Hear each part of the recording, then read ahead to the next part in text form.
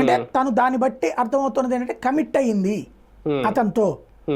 అది మొదట ఎవరు కూడా ఇష్టపడి వెళ్ళాలని అనుకోరు, ఛాన్సెస్ కోసం జరిగి ఉండొచ్చును, లేదా అతను భయపెట్టి చేసి ఉండాలి. భయపెట్టి చేసినప్పుడు అప్పుడే కంప్లైంట్ ఇవ్వాలి. అలా చేయకపోవడం ఒకసారి అంటే ఒకసారికే ఇవ్వాలి నువ్వు కంప్లైంట్.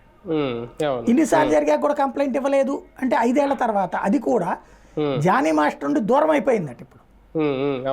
కానీ తనకు అవకాశాలు రావట్లేదట, అది జానీ మాస్టర్ ఆపుతున్నాడట. అందువలన ఇప్పుడు అమ్మాయి కంప్లైంట్ చేసింది. ఇందులో ఇంకొక కుట్ర కనబడుతున్నది ఏంటంటే అమ్మాయి ఇంటి ముందు ఎవరో పార్సిల్ పెట్టారట, ఇందులో నీకు పుట్టబోయే మగబిడ్డకి అభినందనలు, జాగ్రత్తగా చూసుకొని ఉందంట. అంటే అది ఎవడో పెట్టాడంటే అర్థం ఏంటి, సంథింగ్ అక్కడ వాళ్ళ మధ్యన డిస్ప్యూట్స్ ఉన్నాయి. ఇక్కడ నాకు అర్థమైనంత వరకు ఏంటంటే వాళ్ళ మధ్యన కమిట్మెంట్ నడిచింది. కమిట్మెంట్ టైంలో అమ్మాయి యాక్సెప్టబుల్, ఆయన యాక్సెప్టబుల్. ఆ తర్వాతన ఇప్పుడు అవకాశాలు వేరే అమ్మాయి స్వతంత్రంగా బతకాలనుకుంటున్నట్టుంది.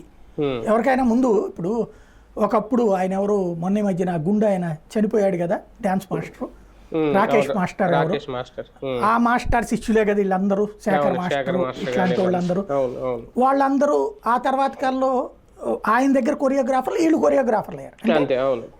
ఇండస్ట్రీలో ఒకప్పుడు వర్మ దగ్గర చేసిన రాజమౌళి ఇవాళ